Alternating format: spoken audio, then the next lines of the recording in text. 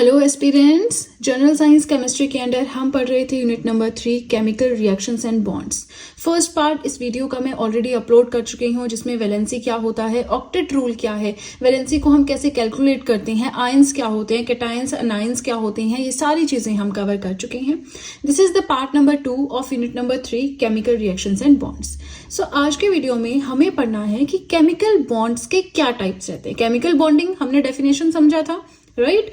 और आज हमें पढ़ना है कि इसके क्या क्या टाइप्स होते हैं। ठीक है, बहुत लेंथी वीडियो नहीं होगी, आपसे बस यही रिक्वेस्ट है, वीडियो के साथ में नोट्स बनाते चले, आपके लिए काफी ज्यादा बेनिफिशियल ये नोट्स रहेंगे।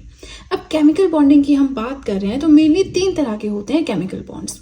फर्स्ट होता है इलेक्ट्रोवेलेंट, जिसे कि आयनिक बॉन्ड भी कहते हैं, covalent bond and the third one is coordinate bond. तीनों के बारे में इन डिटेल हम आज के वीडियो में ही कवर करेंगे। सबसे पहले let's start with the electrovalent bond, जिसे आयनिक बॉन्ड भी कहते हैं। सो ये बॉन्ड्स बनते हैं by electrostatic attraction between positive and negative ions. दो ऑपोजिट आयंस, यानी एक पॉजिटिव एक नेगेटिव, तो ऐसे आयंस के इलेक्ट्रोस्टैटिक अट्रैक्शन के थ्रू जिन बॉन्ड्स की फॉर्मेशन होती है उन्हें हम कहते हैं इलेक्ट्रोवेलेंट बॉन्ड्स, है ना। पहली चीज तो ये याद रखनी है। दूसरा ये कि इलेक्ट्रॉन्स का ट्रांसफर इनके बीच में इस तरह से होता है कि पूरा ऑक्टेट वो अपना कंप्लीट कर लेते हैं। ऑक्टेट रूल क्या है ना, आउटर मोस्ट शेल में कैसे जो है ऑक्टेट को कंप्लीट करना होता है, वो सब कुछ प्रीवियस वीडियो में हमने पढ़ रखा है। प्लस ये टॉपिक कोई बहुत हार्ड एंड फास्ट टॉपिक नहीं है कि जो समझ नहीं आएगा, बहुत सिंपल सी चीजें हम इसमें पढ़ रहे हैं, राइट। अब देखिए, ये जो बॉन्ड्स होते हैं ना, आयनिक बॉन्ड्स, इनकी फॉर्मेशन होती है जब इलेक्ट्रॉन्स का ट्रांसफर होता है मेटल से नॉन मेटल एटम की ओर। हमने क्या पढ़ा था, positive negative ions, cations anions, electropositive element, electronegative element, कौन सा होता है पढ़ रखा है ना। तो जब मेटल से नॉन मेटल एटम की तरफ इलेक्ट्रॉन्स का ट्रांसफर होता है, ऐसी स्थिति में जो बॉन्ड क्रिएट होता है that is known as electrovalent bond. Example भी देख लेते हैं। फॉर्मेशन होती है जब सोडियम क्लोराइड के सोडियम एंड क्लोरीन से मिलके, तो वो एक आयनिक बॉन्ड है। कैसे? सोडियम का अगर हम देखें एटॉमिक नंबर, है ना, तो 11 है। क्लोरीन का देखें 17 है। यहाँ पे इलेक्ट्रॉनिक कॉन्फ़िगरेशन लिखी गई है ना। यहाँ पे 1 है आउटर मोस्ट शेल में इलेक्ट्रॉन, और यहाँ पे 7 है। तो सोडियम 1 अपना इलेक्ट्रॉन क्लोरीन को देगा, जिससे क्लोरीन का ऑक्टेट हो जाएगा कंप्लीट। अब क्योंकि ये दे रहा है तो इस पे आता है पॉजिटिव साइन, और क्लोरीन ले रहा है तो इस पे आता है नेगेटिव साइन, उल्टा होता है ना। सो यहाँ पे ये पॉजिटिव आयन बन गया ना, ये नेगेटिव आयन बन गया। तो पॉजिटिव आयन नाम की कोई चीज नहीं होती। जब पॉजिटिव आयन्स बन जाते हैं तो हम उन्हें कहते हैं कैटायंस।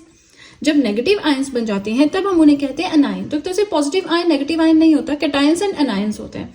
कैटायंस कब बनते हैं? जब वो इलेक्ट्रॉन्स को लूज करते हैं। एंड यस, यहाँ पे सोडियम ने लूज किया 1, है ना। इसी तरह के कैटायंस को इलेक्ट्रोपॉजिटिव एलिमेंट बोलते हैं। अनायंस कब बनते हैं? Bye gaining electrons. Yes, chlorine ने 1 इलेक्ट्रॉन गेन किया सोडियम से, है ना। इस तरह के एलिमेंट्स को इलेक्ट्रोनेगेटिव एलिमेंट्स बोलते हैं।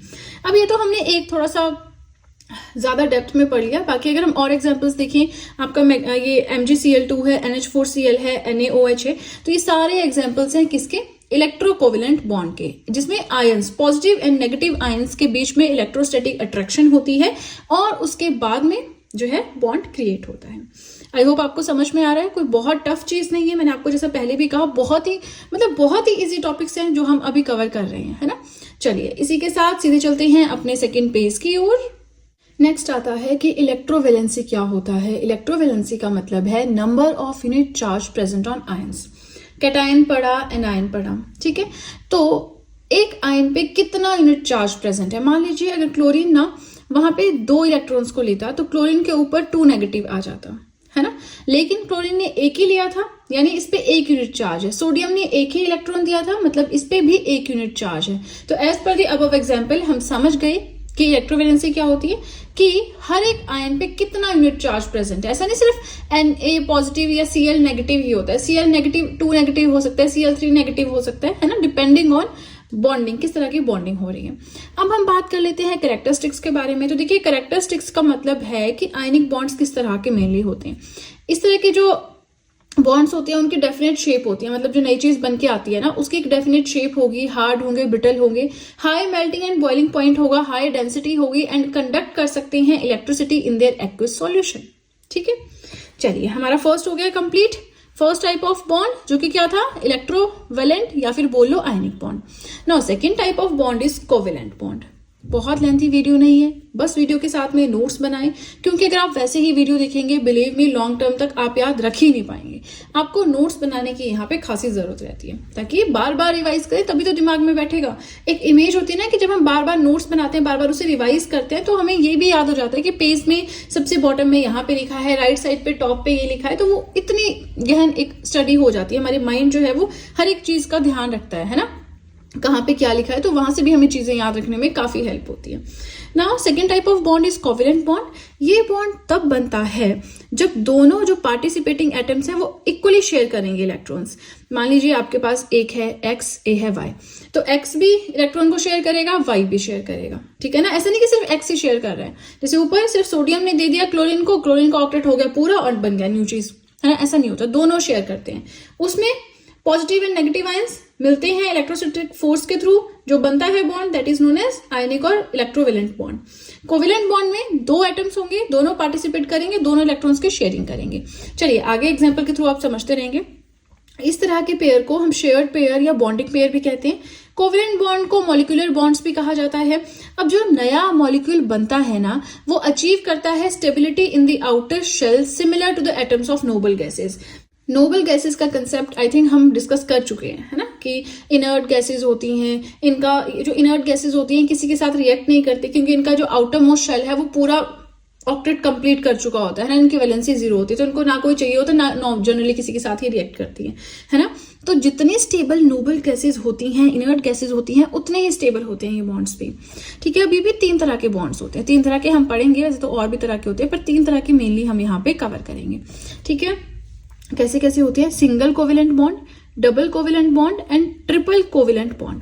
सिंगल कोवेलेंट बॉन्ड में होता है when two atoms share one electron pair, 2 atoms एक एक शेयर करेंगे, मतलब सिंगल 1 इलेक्ट्रॉन पेयर समझते ना, पेयर माने 2 शूज का पेयर लेना है ना, 2 जूते लेने, एक थोड़े लेंगे। तो वैसे ही यहाँ पे एक इलेक्ट्रॉन पेयर की शेयरिंग होगी, एक इलेक्ट्रॉन पेयर माने 2 इलेक्ट्रॉन्स की शेयरिंग होगी। डबल कोवेलेंट बॉन्ड में जब 2 एटम शेयर करते हैं 2 पेयर ऑफ इलेक्ट्रॉन्स, है ना, यहाँ भी 2 पेयर, यहाँ भी 2 पेयर शेयरिंग हो रही है। ट्रिपल कोवेलेंट बॉन्ड में होता है जब 3 पेयर ऑफ इलेक्ट्रॉन शेयरिंग होती है। चलिए ये तो हमने कंसेप्ट समझ लिया। एक पेयर अगर शेयर होगा single covalent bond, 2 pair share होंगे double covalent bond, 3 pair share होंगे ट्रिपल कोवेलेंट बॉन्ड, ठीक है। अब हम देखते हैं दैट ये जो एग्जांपल्स दिए अब इन्हें देख लेते हैं थोड़ा सा, है ना। पहला हमारा सिंगल कोवेलेंट बॉन्ड में रहता है हाइड्रोजन, तो हाइड्रोजन का एटॉमिक नंबर ही 1 है ना। 1 है तो दोनों ने शेयर कर लिया अपना अपना, तो एक इसका है एक इसका है, दोनों शेयर कर रहे हैं, ठीक है ना। कोवेलेंट बॉन्ड में तो होता ही है कि दोनों को शेयरिंग करनी होती है। ये बन गया आपका H2। यहाँ पे एग्जांपल लिया है हमने CO2 कार्बन डाइऑक्साइड का। अब यहाँ पे ऑक्सीजन का एटॉमिक नंबर है 8, कार्बन का है 6 एंड यहाँ पे ये आपका ऑक्सीजन है, इसका भी है 8, है ना। तो कैसे हम लिखेंगे, यहाँ पे इसको ठीक करते हैं, ये होगा 4। तो 2,6 इलेक्ट्रॉनिक कॉन्फ़िगरेशन कैसे होगी वो मैंने प्रीवियस यूनिट में पढ़ाया है, वो चीज भी हम यहाँ पे नहीं डिस्कस करेंगे, है ना। तो इसके हैं 4, इसके हैं 6, इसने यहाँ पे 2 शेयर किए, इसने 2 शेयर किए, इस ऑक्सीजन के 2, ऑक्सीजन के 2, कार्बन के 2, कार्बन के 2, समझ रहे हैं ना कैसे शेयरिंग हो रही है। नेक्स्ट आता है ट्रिपल कोवेलेंट बॉन्ड, यहाँ पे 3 पेयर शेयर होंगे। अब यहाँ पे N2 की बात हो रही है, यानी नाइट्रोजन एंड नाइट्रोजन, नाइट्रोजन का एटॉमिक नंबर है 7, तो इसकी इलेक्ट्रॉनिक कॉन्फ़िगरेशन इस तरह से है, तो इस तरह से ये शेयरिंग होगी। यहाँ पे मैंने गलत कैसे लिख दिया, यहाँ पे भी 5 होगा, ठीक है, इसको आप सही करना, 2,5, 2,5, ठीक है, और यहाँ पे 2,4 हो गया। चलिए अब इसी के साथ हमारा ये पेज भी होता है कंप्लीट। आई होप आपको इसमें डाउट नहीं है, डाउट है then just let me know, मैं नेक्स्ट वीडियो में इस डाउट को क्लियर कर दूंगी। वैसे होना नहीं चाहिए क्योंकि सिंपल सी चीजें अभी प्रीवियस यूनिट में ही हमने पढ़ी थी। ये बात है कि हाँ वो यूनिट मैंने काफी टाइम पहले अपलोड किया था, तो अगर आपने नहीं देखी है वीडियो एक बार फिर से देख ले, है ना, आपका जो कंसेप्ट है वो क्लियर हो जाएगा। चलिए इसी के साथ 2-3 चीजें हैं जो आपको बताना चाहूंगी। आप सब चाहें तो GS हैंडरिटन नोट्स परचेज कर सकते हैं, जिसमें जनरल साइंस के अलावा आपको हर एक सब्जेक्ट के नोट्स मिल जाएंगे। History, polity, geography, economics, current affairs, art and culture, इन सभी सब्जेक्ट्स के नोट्स आपको मिल जाएंगे। नोट्स परचेज करने का लिंक मैंने डिस्क्रिप्शन बॉक्स में दे रखा है। चलिए तो अब सीधे चलते हैं अपने नेक्स्ट पेज की ओर। जैसे हमने इलेक्ट्रोवेलेंट बॉन्ड में इलेक्ट्रोवेलेंसी पढ़ा था, वैसे ही हम कोवेलेंट बॉन्ड में कोवेलेंसी के बारे में पढ़ेंगे।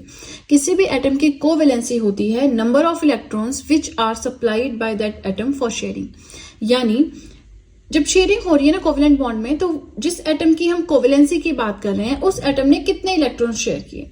जैसे H2 का हमने पढ़ा था सिंगल कोवेलेंट बॉन्ड में, आपको ध्यान हो H2 का हमने इस तरह से पढ़ा था, है ना। तो दोनों का एटॉमिक नंबर क्या है, 1 है, दोनों ने एक एक इलेक्ट्रॉन शेयर किया। सो H2 में जो हाइड्रोजन का एटॉमिक नंबर है वो है 1, ठीक है।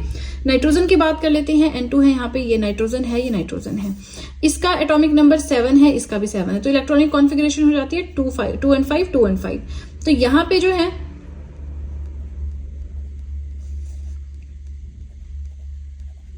इस तरह से बनता है ना। कैसे बनता है तो देखिए प्रीवियस वीडियो देखिए ना, ये तो बिल्कुल बेसिक है, ये चीज यहाँ पे कवर नहीं करवाई जाएगी। एटॉमिक नंबर लिखते हैं, उसके इलेक्ट्रॉनिक कॉन्फ़िगरेशन लिखते हैं, 5 जो है दोनों के आउटर मोस्ट शेल में है, तो 5 इलेक्ट्रॉन्स यहाँ शेयर करेंगे, 5 यहाँ शेयर करेंगे। दोनों जो है N2 बनाने के लिए 3 इलेक्ट्रॉन्स को शेयर कर रहे हैं, है ना। तो ये भी 3 शेयर कर रहा है, ये भी 3 शेयर कर रहा है। सो कोवेलेंसी इस केस में नाइट्रोजन की होगी 3, ठीक है। कैरेक्टरिस्टिक्स की बात करें तो ये गैसेस यानी गैसेस फॉर्म में भी हो सकते हैं, लिक्विड फॉर्म में भी हो सकते हैं। जैसे हमारे इलेक्ट्रोवेलेंट बॉन्ड्स थे ना, वो क्या थे, ब्रिटल होते थे, हार्ड होते थे, उनकी शेप होती थी। तो ये गैसेस फॉर्म में भी हो सकते हैं, लिक्विड में भी हो सकते हैं। थोड़े थोड़े चांसेस हैं कि सॉलिड में भी हो, बट वो मेंशन नहीं किया गया कहीं भी, तो आप यही ध्यान रखना है। इनका मेल्टिंग एंड बॉइलिंग पॉइंट लो होता है, इनसॉल्युबल होते हैं वाटर में, एंड बैड कंडक्टर्स होते हैं इलेक्ट्रिसिटी के, राइट। अब देखिए कोवेलेंट बॉन्ड वैसे तो हमने जाना कि single, double and triple covalent bond हमने पढ़ लिए, लेकिन वैसे ही जो है हम कोवेलेंट बॉन्ड को एक दूसरी तरह से भी क्लासिफाई कर सकते हैं, जो कि होते हैं पोलर कोवेलेंट बॉन्ड एंड दूसरा है नॉन पोलर कोवेलेंट बॉन्ड, ठीक है। चलिए इसके बारे में जानते हैं कि यहाँ पे क्या बात हो रही है। जो नॉन पोलर कोवेलेंट बॉन्ड होते हैं ना, ये कोवेलेंट इस तरह के बॉन्डिंग की फॉर्मेशन तब होती है जब 2 सिमिलर एटम्स होते हैं, है ना। ऐसे एटम्स जिनकी सेम इलेक्ट्रोनेगेटिविटी है। इलेक्ट्रोनेगेटिव एलिमेंट्स क्या होते हैं, देखिए अगेन जो फर्स्ट पार्ट था, हमने ये जो यूनिट स्टार्ट किया था, मैंने आपको आयंस पढ़ाए थे, मैंने आपको कैटायंस एंड एनायंस पढ़ाए थे, मैंने आपको electronegative element and electropositive element पढ़ाया था। वो वीडियो जाके देखनी पड़ेगी, इससे पहले वाली वीडियो, ठीक है, वहां पे है ना। नॉन पोलर कोवेलेंट बॉन्ड होते हैं ऐसे कोवेलेंट बॉन्ड जिनकी फॉर्मेशन होती है 2 सिमिलर एटम्स के बीच में, ऐसे एटम्स जिनकी सेम इलेक्ट्रोनेगेटिविटी होती है, ठीक है। एंड पोलर कोवेलेंट बॉन्ड्स ऐसे बॉन्ड्स होते हैं जब 2 एटम्स ऐसे मिलते हैं जिनकी डिफरेंट इलेक्ट्रोनेगेटिविटीज है। अब देखिए इसके बारे में ना हमारा सिलेबस होता है जनरल साइंस, तो हमें बहुत डेप्थ में पढ़ने की जरूरत नहीं है।